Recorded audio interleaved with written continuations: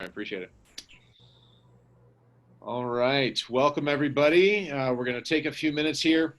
Excuse me, we're going to take a few minutes here and let, probably about a minute here to let people join in and let all of our attendees jump on here over the next minute or so while this webinar opens up. So um, we will we'll be starting live here in just a minute.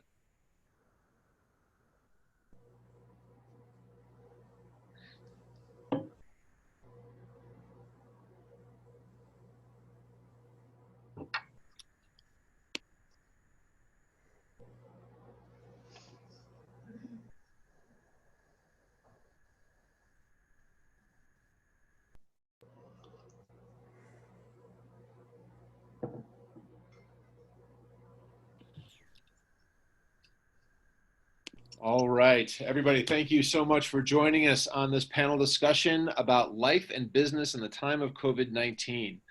This is our third panel discussion surrounding what is becoming our new normal. And today we're going to be focusing on answering questions around the mental health aspect of COVID-19.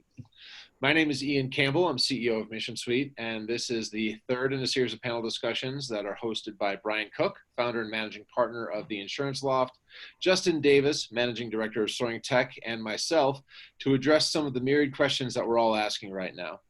While Brian, Justin, and I were discussing the current crisis, we decided that instead of trying to come up with our own conclusions based on what we're hearing in the media, it would be helpful to gather some people who know what they're talking about to answer some of the more specific questions that we all have and hopefully gain some clarity around some of the important topics at hand. Our panelists will answer questions presented by attendees about how to handle this time isolated from others from a mental health standpoint. So to introduce our panelists here, I'm excited to introduce Lori Holland. Lori is a licensed, trained, and certified in a wide range of mind-body techniques. She uses a holistic and integrative approach with over 15 years of experience working with children and adolescents in a school setting, over 6 years of experience in private practice with mostly adults. Additionally, she has worked with teenagers in a group home setting for a couple of years. David Lewis is our second panelist, was first introduced to 12-step programs at the age of 19 when he was sent to an all-boys recovery ranch for 2 months to find a solution for his cocaine addiction. Returning to civilization, he stayed sober for 3 years and then decided he could probably drink successfully. After 23 years of hurting himself and others with his alcoholism, he found himself back to a 12-step program to get his life back. David has been sober now for seven years now and is heavily involved in 12-step groups and loves to show others how to receive the same gift. He lives in Denver and has 3 sons that are 14, 24, and 27. So Lori and Dave, thank you so much for being here. We really appreciate it. I'd love to just kind of open this conversation with kind of your own perspective on where we are right now, where we are just kind of as a society, what we're doing, kind of what, how we're handling this quarantine, some of the pitfalls that you may be seeing, whether it's others going through or some of the things that you might be cautioning others against from that perspective. Lori, let's kind of jump in with you here. Sure. So I think, one of the things that, specializing in stress and anxiety, I'm seeing that stress levels and anxiety are heightened significantly, and not just with the clients that I'm working at, but just with the general population. So what I'm noticing is that, on the spectrum of the stress that people are experiencing, I'm noticing that some people are feeling that there's too much alone time now or not enough. So, some of my single clients are experiencing a lot of isolation and feeling of disconnection. And, what do I do with myself now that I'm like locked in to my home all by myself? And then on the other side, for those that are living with others, they're trying to figure out, how do I manage this without going crazy? Because now I have my kids at home full time, and I'm trying to balance my relationship and all that comes, and then also technology, trying to figure out technology, whether they're transferring their business to online and trying to figure that out, as well as, helping their kids with technology and homework and all of that. So there's a lot of stress and anxiety. And in addition to that, Then we have the financial pressures.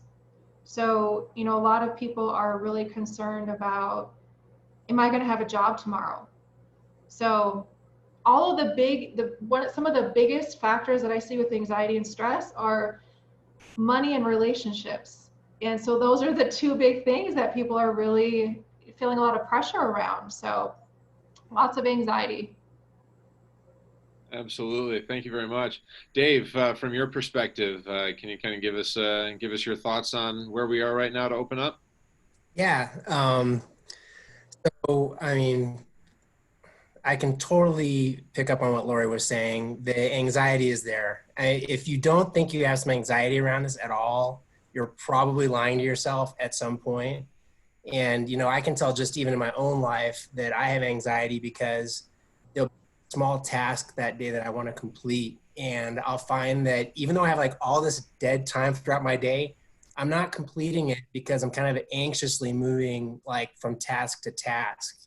And you like, for me, I've noticed some differences in my behaviors as a result of week number 4, you know, not leaving the house. You know, with regards to my sobriety, it's been just awesome to watch the recovery programs move online. So anybody out there that needs help, you know, with recovery, I hope we can provide my email address at the end of this because I'd like to be available. But there are so many resources available online. If you know, go to Alcoholics Anonymous or Narcotics Anonymous or anything that you deal with regards to addiction, there are, you know, hundreds and thousands of people that want to try and help you. And there has been a robust move to Zoom meetings and other online formats that, you know, I've been on meetings. I was on a meeting. This is another cool thing. I was on a meeting in Southern California. I live in Denver that had over 100 people on the meeting. It was a Zoom meeting, and it had a tremendous energy, and they had people on the call that had 2 weeks sober, 3 days sober, 20 years sober. So everybody coming together and support, you know, one another. So, you know, for me, some of the keys of, you know, maintaining my sobriety through this, because, you know, I'm lucky that I've been sober for a little bit and my desire to, you know, drink or use isn't really there anymore, which is such a blessing and a huge gift. But for somebody who's just now getting sober, this is tremendously difficult. You know, you know, I'm home for 2 weeks and I drink all the time. Guess what I'm going to do? I'm going to stay drunk for 2 weeks. And unless you're an alcoholic, I know it's kind of hard to understand, but, you know, I was there and I remember what that's like. So, you know, for me, it's been a matter of just having a routine throughout the day, trying to get to a meeting every day, doing something for my physical health every day is very important, and doing something for my mental health every day is very important. And then lastly is doing something to help somebody else, whether it's someone else in recovery or people who know me know I am encouraging everybody to call their grandma right now. If she's still, or he or she is still alive, please call your grandparents. But just ways that you can get outside of yourself and do something for someone else that would mean something is going to leave you feeling that day like you accomplished something and left something behind for somebody else. Absolutely. Absolutely. Thank you. So just to the attendees that are on here today, so just a quick housekeeping item. We're going to jump into some prepared questions that we've started with, that we'll start with, but there is a Q&A option in your Zoom screen. So if you go down there, you can ask a question there. There is an anonymous option. Excuse me, there is an anonymous option to that Q&A. So if you would like to ask a question anonymously and not have me or Dave or Lori or Justin or Brian know who you are, you can certainly do that. And then we won't be broadcasting names of any of the people that do ask questions if you don't use the anonymous setting. So we're going to try and keep this as anonymous as possible, and then we'll move forward from there. So, but yeah, so that's how, if you're going to ask questions, please definitely please use the Q&A and not the chat to ask those. So kind of jumping off here, I want to kind of quickly kind of start in on something that that I know that we've seen, and that I've certainly seen on social media, and that's in regards to, again, and Lori, you kind of touched on this, Dave, you touched on this too, parenting and just having and being with people all the time, or being completely alone all the time. Right. So from a perspective of parents who are trying to homeschool, and, all the jokes that are going around saying, you think that things are bad now, wait 20 years when the country's being run by a bunch of day drinkers, or people who are schooled by day drinkers. Right. And there's a lot of jokes going around there, but a lot of people are kind of going nuts, and they are turning to alcohol and substances to address some of that. They're doing things that are unhealthy. So I guess what I'm asking is, from your perspective, and Lori, will kind of start with you here, and then Dave kind of move down to you. What do you say to folks like that, right? I mean, to people that are going through those things and dealing with the anxiety and the stress of having their kids around all the time, and trying to deal with all this stuff.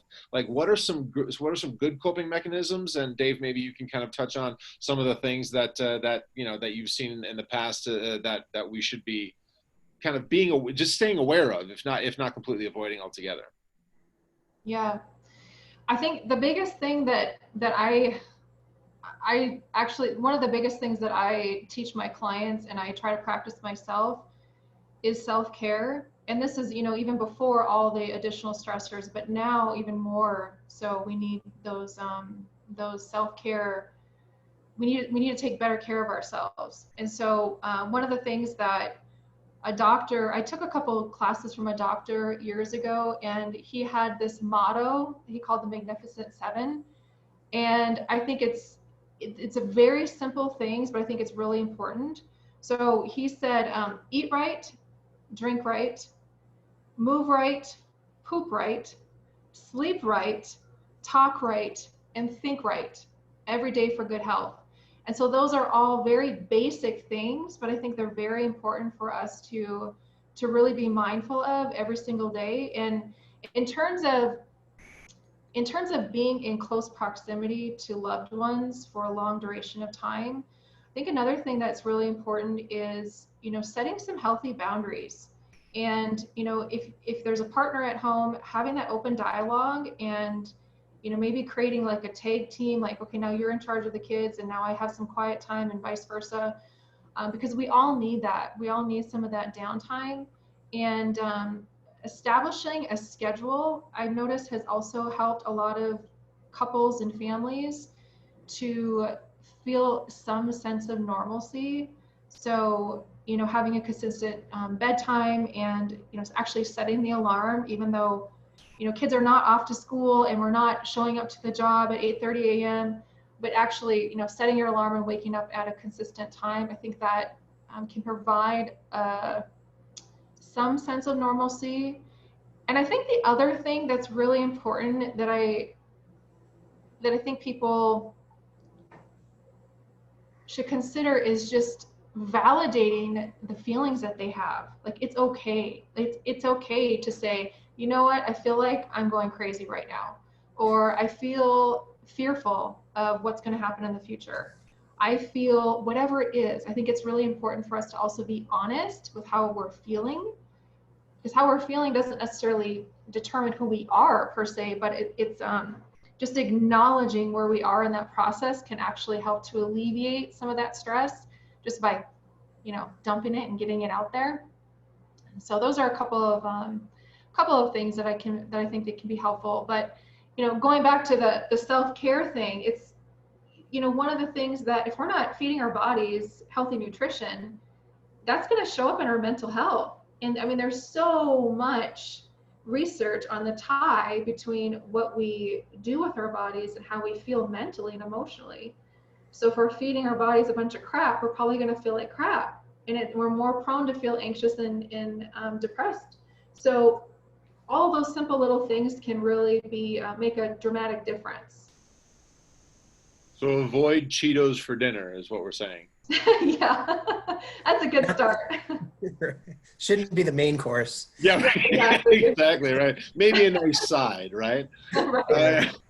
Lori, we gotta, and real quick, I just wanted to, if you could kind of go back to the right seven list, and Brian, Justin, maybe if one of you guys can write this out and post it up in the chat for everybody to see, I think that we'd love to be able to take that away. Did you want me to repeat that? Is that what you said? If you would, yeah. Yeah, so this is, so I'm going to give credit to the doctor. His name is Dr. Bob Rakowski. He's located down in Texas. And he said, eat right, drink right, move right, poop right, sleep right, talk right, and think right every day for good health. So that covers, you know, the physical, the mental, the emotional, right, all those important things. So excellent. Thank you. yeah.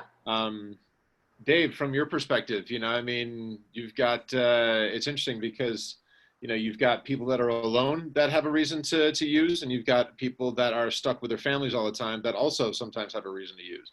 Even better reason to use. So, you know, first I want to kind of address what Lori said about it's okay to feel the way you feel. Like there's so much freedom in that, you know, if it's okay to have a bad day right now, you know, it's okay to, you know, if you have 2 or 3 bad days in a row, then you probably need to call a friend or somebody you love and say, hey, I'm not feeling right. You know, I need to talk through some stuff.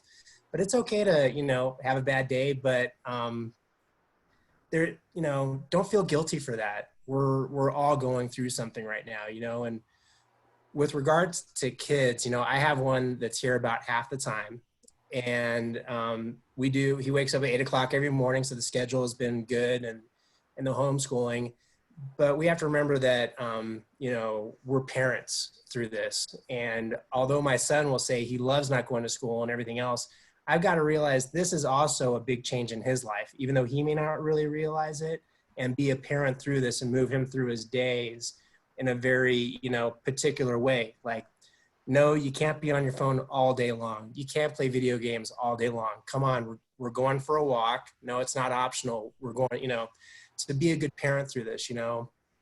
And another thing I wanted to mention was how important it is that you do try to take care of your mental health. And I'm speaking from 2 failed marriages, so take this advice lightly. But in all seriousness, the environment in the house, the children are really going to pick up on. And if you're not doing the things in your marriage that you need to do to promote love and patience and, you know, tenderness and gentleness and all those things that make a happy home, the kids are going to pick up on that. And that's just going to, you know, it can spin into a nasty cycle. So do whatever that is that you need to do. You know, I also like what she said about what Lori said about eating healthy. Like, it's so important. But you know what? If you need to go get a bacon Western cheeseburger, like if that's the thing that you love, you know, and it's going to make like that day kind of special for you, do that too. You know, do something for yourself, whatever it is, so you can have that freedom and be the person, the best version of yourself during this crazy time that you can be in your family environment. And then the last thing I want to say is, you know, it's what you bring to the party. So if you're showing up, you know, in your household and you're down and you're kind of like, you know, poor me or whatever, that's the kind of day that you're going to have. But if you show up to the household with like, what can I bring to the event? What can I do to make it better? What is uncomfortable I don't really want to do, but I know I should do? Those are the kind of things that are going to really, you know, help the whole household out. And I guess this is really the last thing I'm going to say is, you know, so the other 50% of the time I'm here by myself, you know, so again, just going back to that, having a routine every day of, you know, what you do throughout the day. I do a YouTube workout in the mornings. Like, I'm a gym guy. I love going to the gym. I miss that. Now I really like this YouTube workout. So that's cool. But, you know, with regards to diet and, you know, when are you watching TV? How much TV are you allowing yourself to watch? What is something new that you can do during this time that you usually wouldn't have time to do, and really kind of, you know, leveraging this, if you will, into like some good things in your life.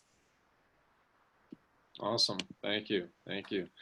So, Dave, starting with you here on this one, in quarantine, it can be really easy to turn to indulgences. And, just it's passing the time, right? Who's going to blame me? Who's going to find out? Who's going to know, right? I mean, first of all, obviously, we know about the dangers of going too far on this. And, are there any kind of key signs that we should be looking for to be able to say, listen, I'm taking this too far. This is going too far. I need to cut back on this. Yep. Or are there ways that we can actually monitor this so that we can, have a couple glasses of whiskey at night and not make that turn into, a bottle and a half a day? Right. Yeah. So normal drinkers, have at it. I'm envious. Wish I could drink all day, but I can't. But yeah, absolutely. There's some things you can look at. One, the first thing to look at would be, are you putting this alcohol or drugs before something that you love? Like, is it impacting your relationship with your wife, with your kids? Are you, showing up to work late because of it? Are you not getting things done because of it? Or have you gotten in trouble because of it? Have you gotten a DUI? These are all things where you may need to take a look at it. But really the number one factor for this is, if you're wondering if you're an alcoholic, you probably are. And I hate to say it like that, but it's kind of true. Normal drinkers don't ponder if maybe they have a drinking problem or not. And, from the deepest place in my heart, I pray for you if you do have a drinking problem or a drug problem, that you would, really seek out help, because, my life has changed. So it's crazy things have happened in the last 7 years that I can't even believe. It's just really, I'm a different person than I was. I'm a great father now. I'm a great friend. I'm a great son. And these are all areas I was invisible before. And there's people around you that love you and want to have that relationship with you again. So yeah, if you're wondering if maybe you have a drinking problem, visit AA online, or NA, or whatever it is that ails you, and get online on a meeting. As I said, I'd like to give my email out at the end of this, and please feel free to reach out to me, and I'd love to talk to you on the phone, because there is freedom. And when I was in my alcoholism, I didn't lose a job. I didn't lose my marriage then. I lost the marriage after I stopped drinking, which is interesting. But, I was I drank every single day, but I didn't drink before work. I didn't drink during work. I drank a little heavier on the weekends, and I did that for a long time. And it was something I needed in my life every single day and that I loved.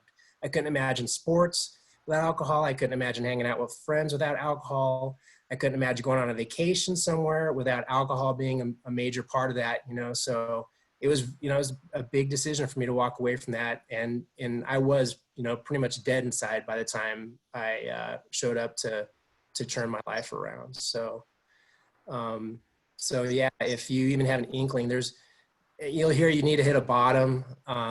And that, a bottom is different for everybody. You can get off at any point in the elevator that you want to. And the sooner the better, because a lot of people end up in prison or dead from this disease. So. Yeah, thank you. Lori, do you have thoughts on the same question?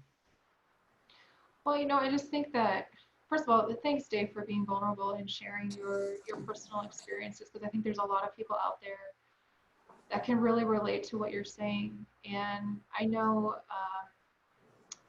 from a number of clients that I've worked with in the past, a handful of recovering addicts, and most of them have been clean and sober for probably over 20 years or so. But what I find with any type of addiction, whether it's alcohol or drugs or whatever, it's usually something that we use there's a function behind that behavior. There's always a function for our behavior. And so oftentimes it's because there's these feelings that we have. There's the addictive side too, which I won't get into that too much, but using these things to numb the emotions that we feel. And so that goes back to what I mentioned before, is that I think it's really important for us to be honest with how we're feeling and find healthy ways to express that, because that can minimize that, suppression of the emotions. Because, a lot of the clients I've worked with that have trauma in their earlier years, or any time in their life really, there's a high tendency and probability to use or abuse substances to try to numb that pain. So the pain, unfortunately, none of us are immune to stress. None of us are immune to difficult feelings and emotions in our body. And it's really important for us to find healthy coping tools to manage that. And, I think, Dave, I think that was really great that you offered your email as a support, a way to connect with people and offer your guidance and really just kind of being there for people. I think it's really important that during this time that we come together and offer our support to each other. So thank you for that, Dave. Awesome, thank you. So let's kind of move the conversation towards people who are by themselves. So who are is like single people who are dealing with this alone, day in and day out, right? I mean, I'm married. I just had a son, but I also have, and so there's, but we've got a nice big apartment, all those different things, right? But for me, I always thought of myself as an introvert, so, kind of pseudo introvert, right? An ambivert, somebody that could very easily just kind of go away for a little while, be by myself, and not talk to anybody. And then the opportunity to talk to anybody was taken away from me, in a personal setting. And, I'm finding that it's struggling for me, that I struggle with it. And, I mean, like I said, I've got, I have people at home that I can talk to, and I can, my wife understands when I blow up that it's not at her, it's just frustration with the situation, and I'm, raising at the gods and whatnot, but from a very real perspective, there are a lot of single people that don't have that. Right. And so from their perspective, from your perspective, what are some of the things that, that maybe we should be looking at, that they should be thinking about, that they should be, that they should be kind of focusing on in their day-to-day life, that would help to kind of navigate this and stay sane and mentally healthy? Lori, we can start with you on this one. Sure. Hi, Lori. So I think that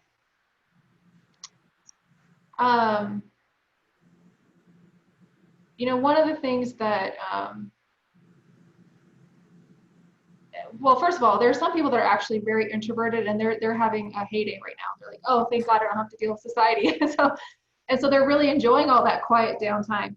But for a lot of, and that is going to expire at some point, right? Because we like to be in community with people. But I think that, some people are getting really creative in terms of how they're connecting. So, like what Dave mentioned, he showed up to a meeting located in California, and there was 100 people in the meeting, right? So getting creative with how we're connecting with people. So fortunately, we do have social media, and we do have a technology where we can connect with people. So, taking time to connect with people virtually, I think is definitely better than, complete isolation. And I had a client that I spoke to last week that they hosted a virtual dinner party. And so there were probably, I can't remember how many couples there were, but there were a number of different couples that, logged on to some kind of video conference platform, probably Zoom. And they did a dinner party. And so they're able to still have that dialogue and interaction, conversation. And I think one of the other things too is noting that, that phrase, this too shall pass. Everything does have a time. We don't know exactly how long this is going to be. And I think that's also kind of created some anxiety too, because, we hear, oh, shelter in place is going to be till this date. And then, oh, now it's going to be longer. Oh, now it's going to be longer. So we don't know exactly how long this is going to take, but it's not going to be forever. And I think that's another thing too to keep in mind, is that this is something that is temporary, and what are some of those things we can do in the meantime. The other thing that I think is really helpful is that that I've been wanting to get into, but I've been actually really, really busy with my work. But what I've been wanting to have more time to do is get into some hobbies. So, I've always wanted to learn more about photography. And so I've been searching online photography classes and, being able to dive deeper into learning a new skill or learning a new hobby.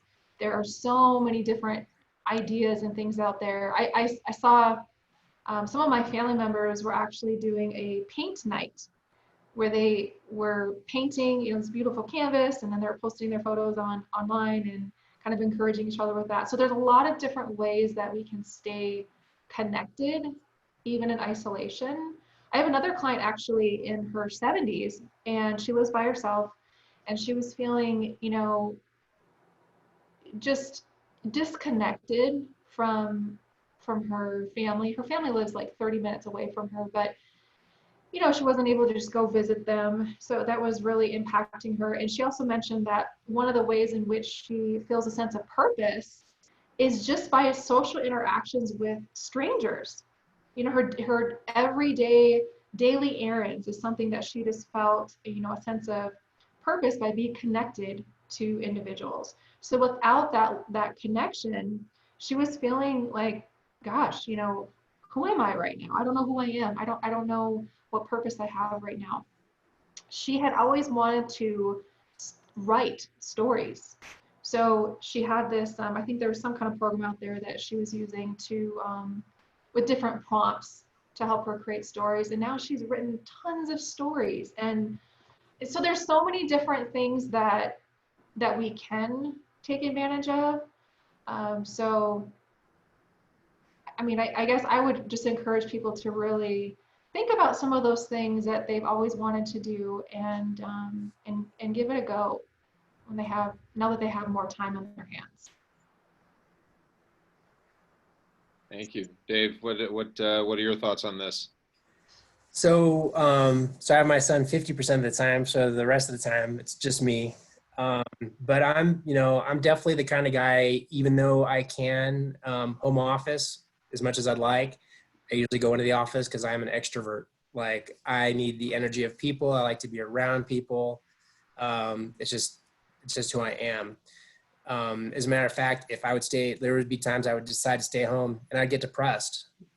So I think, the problem with isolation for a person like me is if you're not careful, it can lead into depression. And then through depression, you can think that Cheetos for dinner is a great idea and, and it just spirals from there. So, I kind of want to address that topic of, if you have found, okay, this is week 4 of like, I'm depressed and I'm not taking good care of myself.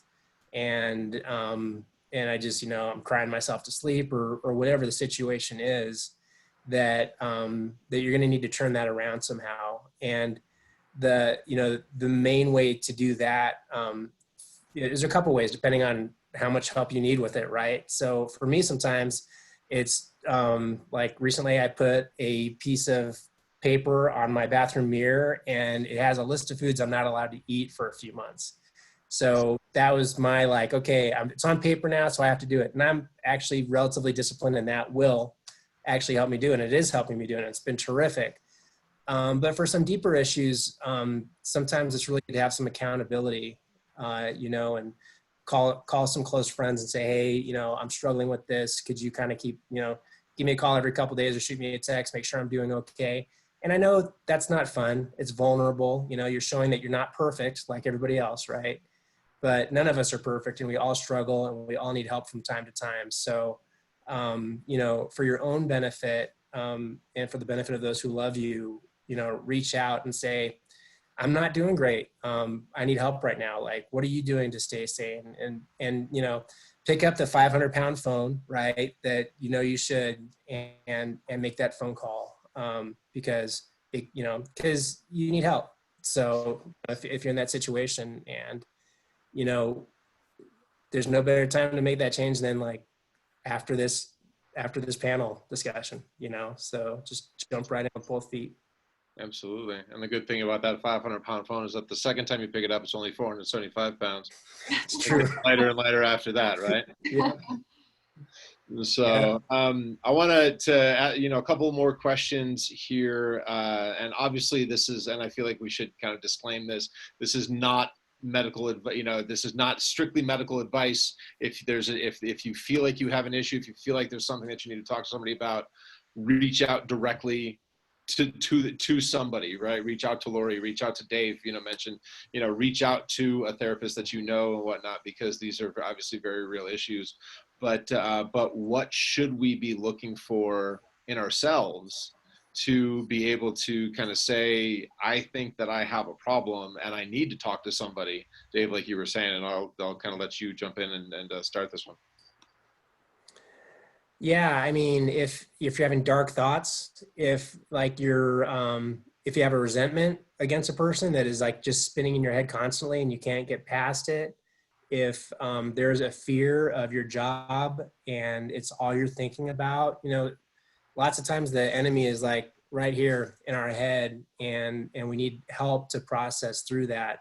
We're not able to on our own. But I think diet is certainly an area that you can look at, that could be a red flag if you're just throwing it down. If Ben and Jerry's has become a pint an evening kind of situation for you, which sounds wonderful to me. Yeah, that's not good. Obviously, if you're hurting yourself, that's pulling your hair out, scratching yourself, cutting yourself, anything like that. Please get help.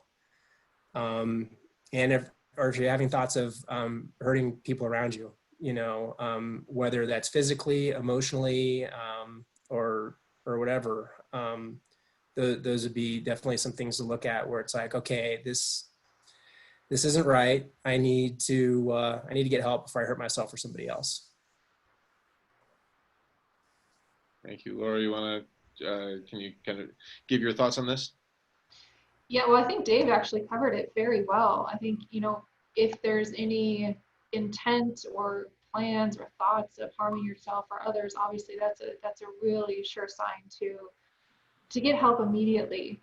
And I know, there's a lot of crisis hotlines too that people can take advantage of if they are, thinking of or planning to harm themselves or others. So that's out there.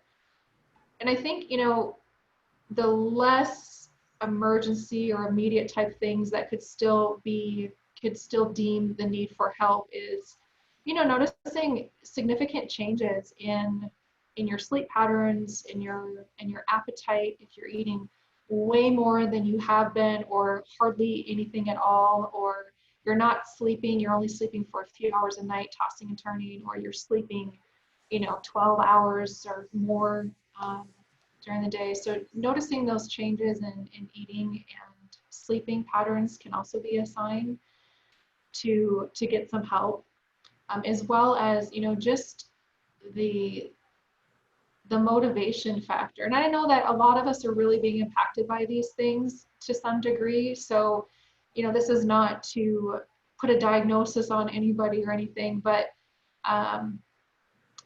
when you start noticing that those are really impairing your ability to function and perform your day-to-day activities, that's definitely a sure sign to seek some help. And the other thing too that I wanted to mention is it's okay to seek help. Like, we all need it. I myself, as a clinical counselor, as a therapist, I've gone to therapists a few times, and during certain times in my life where I needed help. Like, we all need help and support, and especially during this time. And also, one of the things, if there are any parents out there that have children, the other thing that I want to mention too is that, and Dave actually touched on this a little bit too, is we are modeling that. How we take care of ourselves is modeling that for our children. And so when we can actually take action for ourselves and say, look, you know what, I am finally admitting to myself that I need some help. I'm going to go seek some help in whatever shape or form that is. It might just be as simple as calling a friend, or it might be, hiring or seeking out a clinical therapist, or calling like Dave or something like that.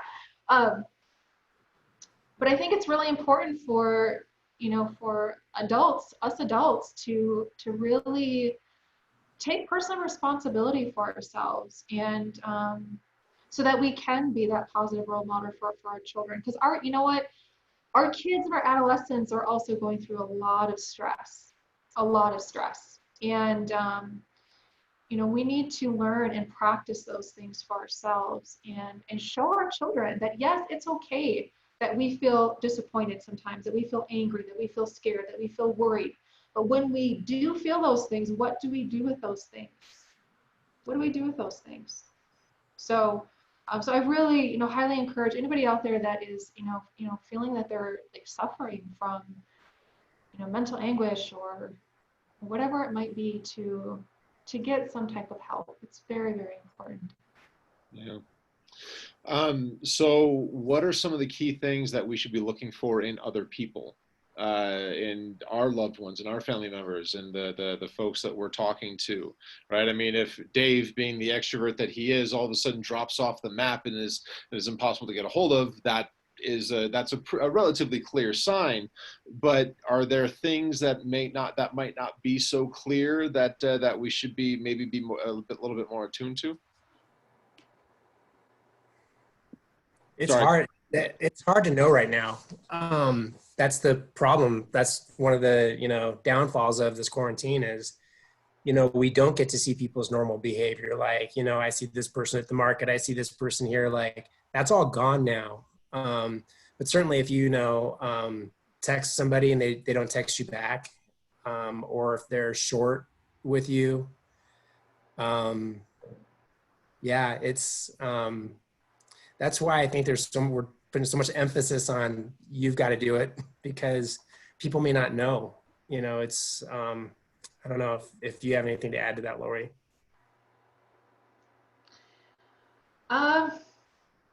No, I actually don't have anything to add to that. Yeah, that's a tough one. Yeah. And so what's the best, I mean, how can, if we see somebody that we think is having an issue, is there any good way to start a conversation like that? Lori, we'll start with you on this one. Well, I think that, you know, some of the signs that we talked about in terms of what we might notice in ourselves can be the same for our loved ones. You know, if we notice that our loved ones are perhaps really high irritability, or like I said, extreme changes in eating or sleeping, that could also be a thing. But I think that, what was your question again? Because I noticed myself going down that. Yeah, no, is there a good way to start that conversation, to approach that conversation? Well, I think one of the things is, you know, validating how they're feeling. Because oftentimes people are experiencing a lot of irritability or feelings of depression or higher anxiety or whatever, and perhaps they don't feel safe enough to share that with someone, especially if it's new for them and maybe they've never had this level of anxiety or depression or whatever it might be. I think it's important that we validate that for our loved ones, and even if we don't fully understand it, we don't have to fully understand it to say, you know, I can imagine that this must be really hard right now. You know, validating that, you know, I can understand why you feel really afraid because you might not have a job, you know, tomorrow. And so I think, you know, sometimes we don't need to sugarcoat it, because we don't need to sugarcoat. We can actually, you know, say this is the reality of what we're facing, and it's okay to feel that way. And I think if we can validate that for our loved ones, it has a tendency of, you know, allowing them to be more open when they're ready to be open. Because if we just come at them, I'm really concerned about you. And so actually for some people that might actually be a good approach, depending on their personality style. But, you know, oftentimes if someone comes at us in that way, then our defenses are up. And so our hope for our loved ones is to feel better, right? That's what we really want for our loved ones. So I think approaching it by validating how they're feeling and the reasons why they're feeling that way is a really good starting point. Excellent, thank you. Dave, what are your thoughts on this subject?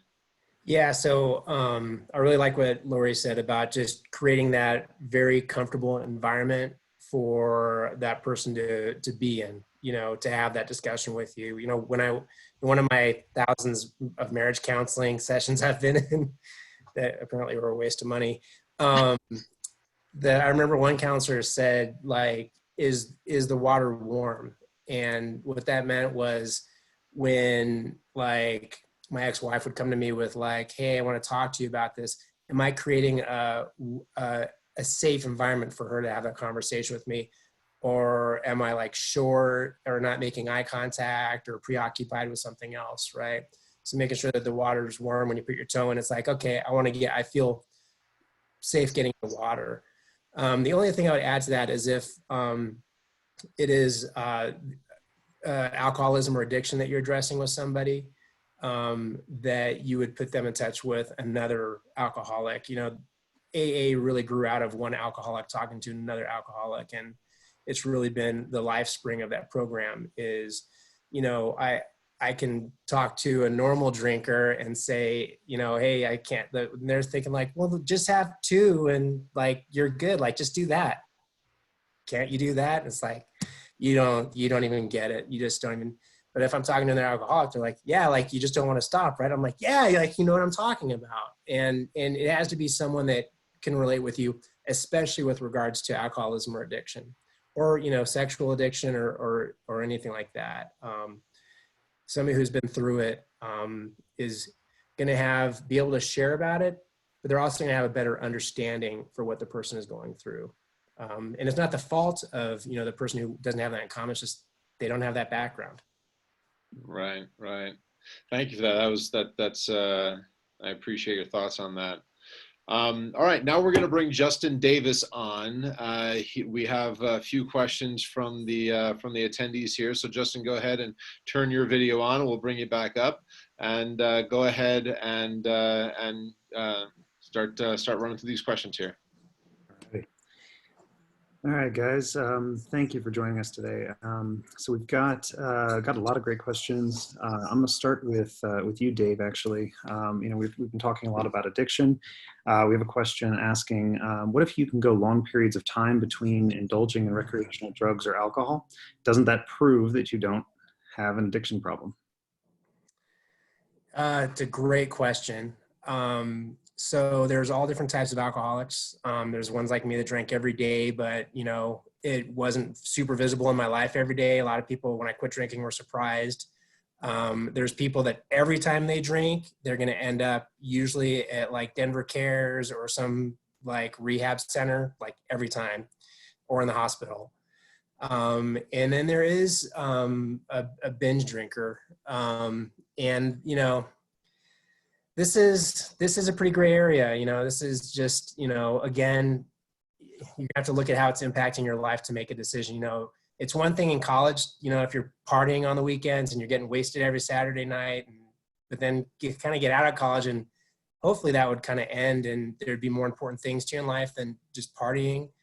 But if when you drink or you use, if every single time it's to excess, regardless of the periods between it, it's a little bit like playing with fire, because you never know when the really bad thing is going to happen.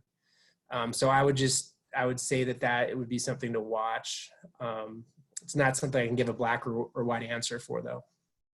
That makes sense. Lori, do you have anything to add to that? No. And to answer another question that we had, we will be providing Dave's email address to recipients. And as Dave is, we don't want to necessarily blast it on YouTube because this is going to go up on YouTube afterwards. Yeah, and I want to give my personal one, not my work one. Okay. Yeah, that makes sense. Yeah. Alrighty. We have another question. Again, we're not naming names of folks who are asking questions just to protect everybody's privacy. We do have a question though, asking about significant others and when they, you know, in quotes, feel off and they're going to go upstairs. You know, maybe people who are being, you know, disengaging a little bit. How can we best be helpful, and what is my responsibility as a husband or wife or spouse, significant other, etc. Sorry, Lori, I'll actually direct that to you. Oh, sure. Okay. So, I think it goes back to what we're talking about before is, creating a safe space. I really love the example that Dave gave about, is this a warm environment? Like, am I creating a safe space for my partner, my significant other, to feel comfortable sharing? And, knowing that everybody is dealing with this in their own way. And, for some people, they do need some extra time to process, perhaps even by themselves before they're willing to share. And so, creating that safe space for them, and maybe even just saying, hey, I'm here and ready to listen, when you're ready to share your thoughts and feelings. And then also, making sure that you are taking good care of yourself in the meantime, because that can be like a vicious cycle. It's like the partner retreats and they're trying to process it in their own way, and then this partner gets stressed because they're worried about the partner. And so I think it's important for all of us to try to manage our own stress levels also as much as possible, by taking good care of ourselves with some of those basic things that we talked about earlier. Yeah, I would just add to that, if you're like in a house with somebody and you're not spending any time apart at all, like I would be a little suspicious of that. I would say, don't feel like you have to be with that other person all the time, like they need you. Like, it's okay for you to go away for a while. Like, know that you can have that freedom because that's what you're used to, likely, right? So, and the other person, like, if they don't want them to go, that you need to let them go. Like, let them, go for a while and do their thing and process that whatever they need to process. Yesterday I got out of the shower and I had like this cool jazz going, and I was just like in such a good mood. I got dressed and I just laid on my bed and I listened to the cool jazz for a while. And then these are things I would normally never do, but this whole thing has got me kind of just really going with the flow and what it feels good. Like I'm really trying to take that moment in. Gosh, there was one other thing I wanted to say, but I lost it. It was so good too. The best thing on the whole panel. Well, submit it into Q&A and we'll consider asking you that question later. We can Perfect. Back to it. I'm going to paraphrase this next question. It's in reference to children studying at home. They have a lot of stress, and how do we help them cope being overwhelmed with their online classes, with all the written assignments, and not seeing their friends, and then also, as parents, while we still have a day job. And Lori, I'll start with you on that one. That's a really great question. I have a passion. I have a very soft spot in my heart for children.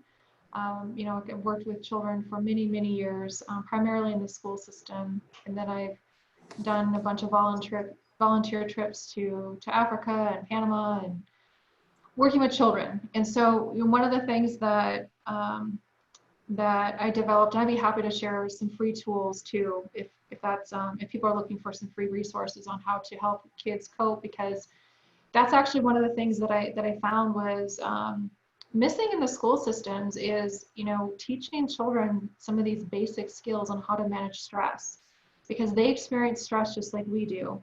And there's actually a tool I can actually teach the audience today too, if you want. I can teach a stress tool right here online. Yeah, What's that? Let's do it, yeah. Okay.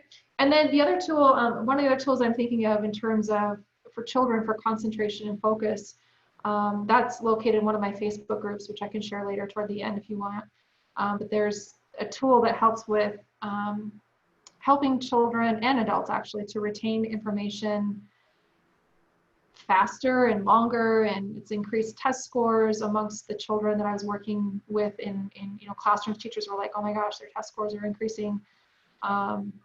But I think, in terms of stress, I'll teach a tool that you guys can do now, and this is great for children and adults. It's called FAST, F-A-S-T, which stands for First Aid Stress Tool. And this was developed by a woman named Dr. Deborah Walker, and it's based out of a more comprehensive technique that I'm trained and certified called neuroemotional technique. Incorporates a lot of different things, but what I'm going to teach you today is really the basis of this tool is to take the intensity of difficult emotions and bring them down. So to make it feel more manageable in our bodies. So are you guys ready to learn a tool today? Absolutely. Okay, so the first thing we're going to do is we would reach our hand, doesn't matter which hand we start with, but we reach one hand around and we touch, there's these 3 points here. They're called, the technical term is called meridian access points, and we're not going to get into all the science behind that, but it's based in Chinese medicine. And the premise is that these specific pulse points are associated with specific types of emotions. Okay, so we reach around and we touch these 3 points with the pointer, middle, and ring finger right where the wrist bends here. And then we place our hand across our forehead, the emotional points, and we just take some really slow, deep breaths. You know, just feeling whatever that difficult emotion is that we're feeling in our body. And maybe even, you know, the stressor, if we can identify the stressor that's stressing us out. Sometimes we don't even know. Sometimes we don't know what's stressing us out. We just know we feel like crap. So we stay here for anywhere between 30 seconds to, you know, even a couple of minutes or so. And then we switch to the other side. We do the exact same thing on the other hand. So those 3 points right on the inner wrist area. And these specific points are associated with a whole host of other types of emotions.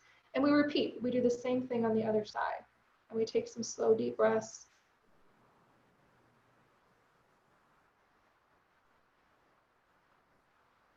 And we release our hands down whenever we're ready. And you know, what I recommend is a minimum of 30 seconds on each side, all the way up to maybe even a couple minutes on each side. But it really has helped so many people and children. It's very easy, very user-friendly. Kids can do this.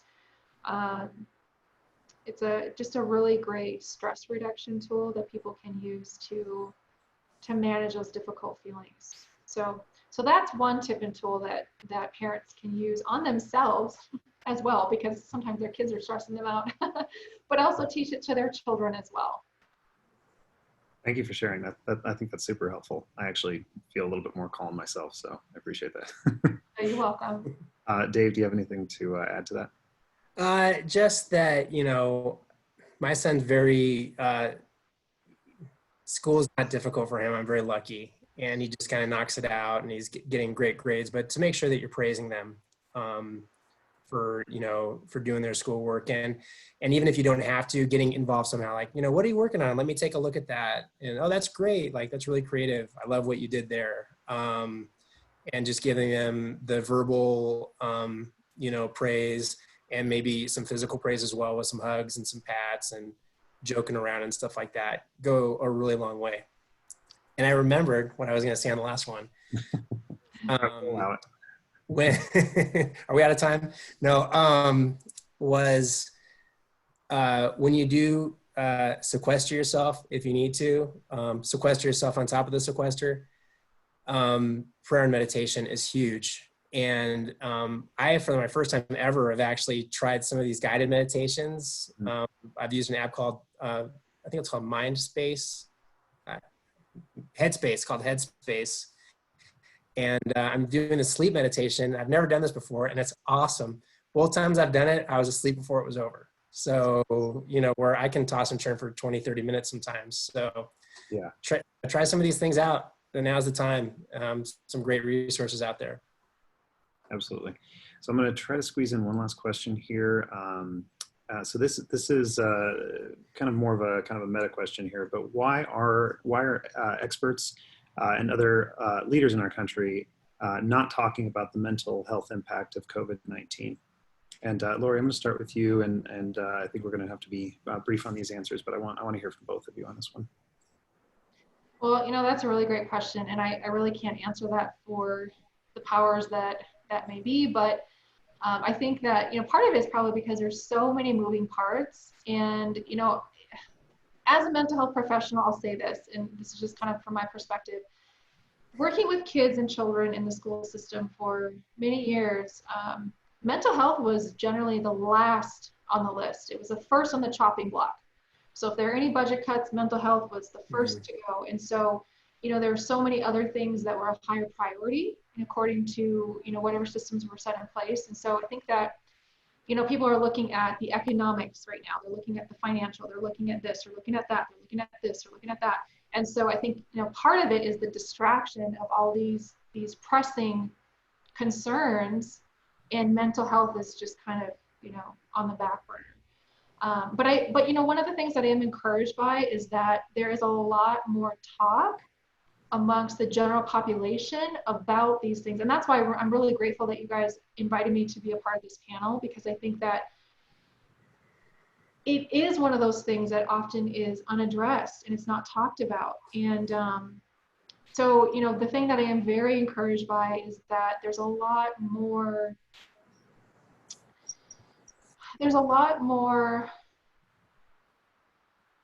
value placed on our mental health and well-being, and less stigma, compared to, a couple decades ago, for example. And so I'm really grateful that you guys are putting this out there. And I know that there's so many other people around the country. I've noticed a number of my colleagues also like creating their own webinars and their own Facebook Lives and things like that, opening up to the public to talk about these things and provide support and solutions and tools and tips and things like that. So, and I think that, one of the things that I would encourage, whoever asked the question, and maybe there are others out there that have the same question, what I would encourage you to do is, share, what's working for you, share that with other people, and check in with other people, check in with your friends and family. Like Dave said, call your grandparents, see how they're doing. And share the resources that are out there. There are tons of resources out there to help us through this time. Yeah, absolutely. Absolutely. I think that's great advice. Dave, do you have anything to add to that? Just that we do still live in a culture of like, I got this, don't worry, like I can take care of it. Like, nope, I'll, my way or the highway, all that. And, it is slowly changing, but, we're not there yet. So, I think the people who need the help, hopefully I think there's a lot of resources, and I think people who need the help can find the help. And just really quick, I sent this to Ian. There's actually a mental health fundraiser tonight. It's Relix, RELIX, is who's hosting it. And there's some fantastic musicians that are going to be participating in that starting at 6 o'clock Mountain Time. So just whatever math that makes it in your time. Awesome. All right. Well, thank you guys. I'm going to pass it back to Ian. Thank you very much. Excellent. Thank you, Justin. And Lori, Dave, thank you so much. This was incredibly beneficial. And I just want to give you both an opportunity, kind of last thoughts opportunity before we wrap this up. Lori, we'll start with you, and then Dave, move to you. Just kind of last thoughts to leave our attendees with before we wrap up. So I'm going to go back to self-care, and we talked a lot about a number of different categories of self-care.